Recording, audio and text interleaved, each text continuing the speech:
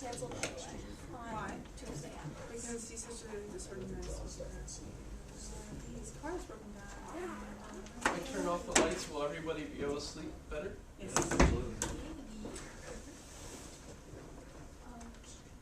Oh. Do you need more light? No?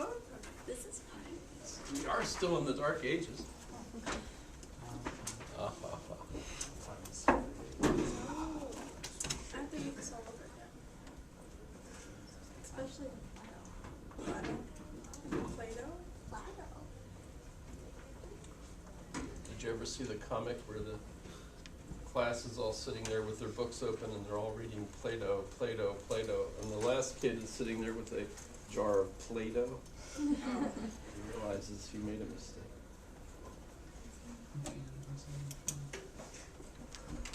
So that is me.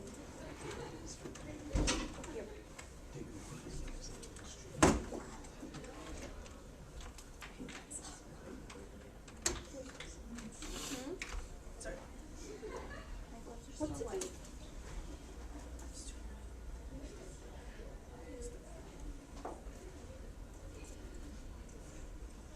This might be everybody. I thought we had more, but 12 might be right. It's very confusing because there's actually 2 sections in here.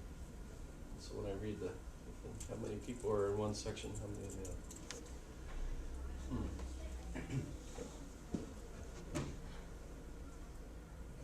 So I asked a very crazy question as a quiz question last time.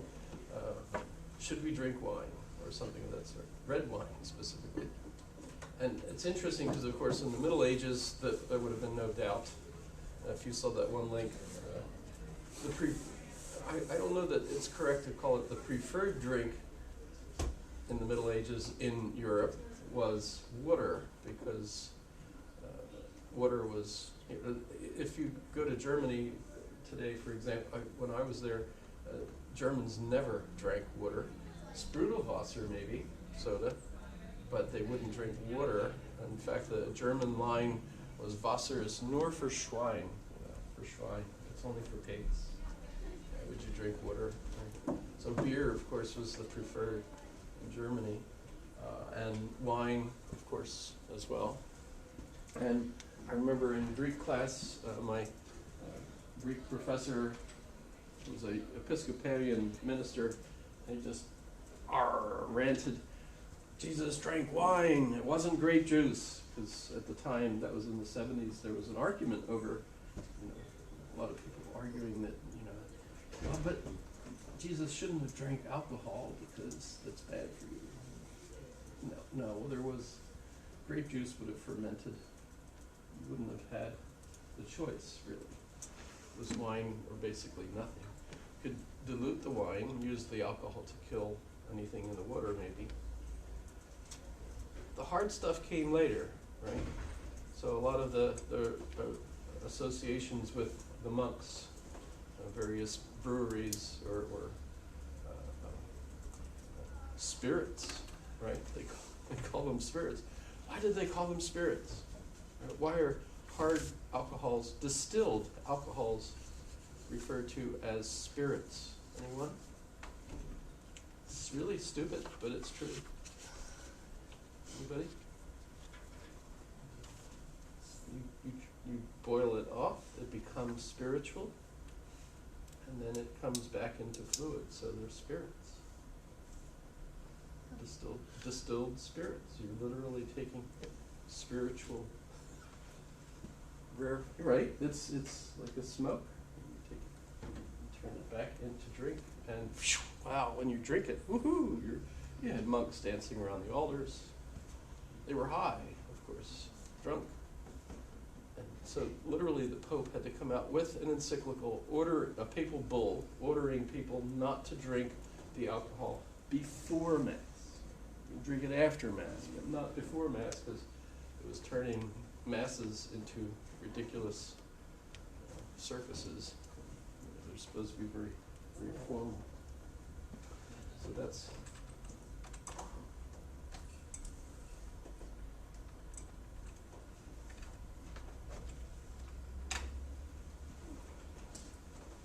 have a copy of this in my office, which some of you may have seen.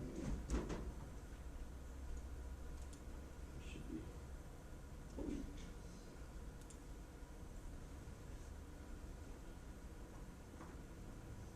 So this is roughly 3 yards by 3 yards in size, 2.5 yards by 2.5 yards. So it's a huge thing. The little red things that you cannot possibly see, and this is upside down actually. The correct orientation is this. It's this one. There's little, see these little things right here? These are in red. These are, oh, it's going to go down. That's the biggest it can get. So obviously you can't see it, but it's Latin explaining kind of like, see like what this is or something. So notice that this is Spain. This is Italy. So this is the Mediterranean. This is Africa, Asia.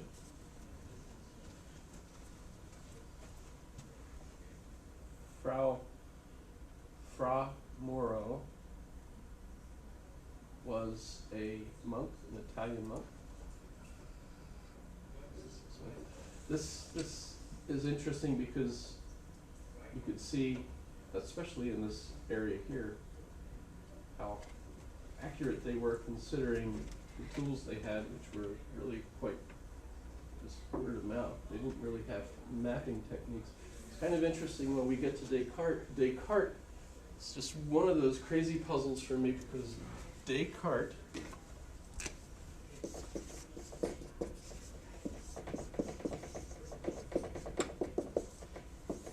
carte means map. No, it can't be. But his father was called Descartes? Was he really? Or did they only call him that afterwards? But no, I think they called him Descartes. But Descartes literally means of the map. Or Carta is a big paper, right? Magna Carta. King John signs the Magna Carta. It's just a big treaty, big paper, right? And what's one of the things that makes Descartes famous was the Cartesian mapping system, which is when we start drawing the various lines and squaring things off and enabling us then to very accurately depict the terrain inside those blocks that we use. Right? So Descartes basically invented the system that we use today, one of the systems that basically organizes how we map things so we can kind of plot things, including hill heights and things of that sort. Because he was working with the army as a mathematician to try to help them blow things up. Because they had cannons, and the interesting, if you've ever seen the Monty Python, where they're loading the old cannon, you know, and then they all go like this, and the cannon flips over and blows up, you know, everybody else. You know. Cannons, you know, are one thing, manufacturing them and explosives that they learned from Marco Polo, coming back from China, they learned gunpowder. Right? Put them in, you could fire a cannon. The trouble is, how do you know where it's going to hit? And that's where the mathematics comes in, and that's where geometric algebra was needed for this problem, how you can accurately use these new devices to actually blow up the things you wanted to blow up, and not just like, where the heck is it going to go? You know, so if you think about it, kind of amazing. But this is 1450, right? This map, 1450. When did Columbus sail the ocean blue? 1492, right? That's kind of fun. I remember when Jay Leno would do jaywalking on his Tonight Show, and he'd ask these Californians all sorts of goofy questions. One of the questions he asked was, when did Columbus, you know, discover America? And 1862, 1951, you know, people would give the craziest answers. 1951 was really startling for me because that was the year I was born. So obviously, America had to have been discovered before that, you know. So you know, it's like, what, you know. So I started asking my own students those kind of goofy questions, and I got the same kinds of answers that Jay Leno got. Exactly. So that was kind of startling. That's here in the Anchorage Bowl. So you have neighbors that think, you know, Columbus discovered America in 1951. You know, that's really scary. I remember the other time he asked them, you know, where did the Pilgrims land? And one of the Californians talking to him on the street said, Oregon? You know, that's just... Well, so, roughly, this is the kind of map that Columbus had. Roughly. Who knows exactly, but this would be like the exemplar of the map. There's really an interesting thing right here. Notice, why do we call the Earth Earth? Anybody?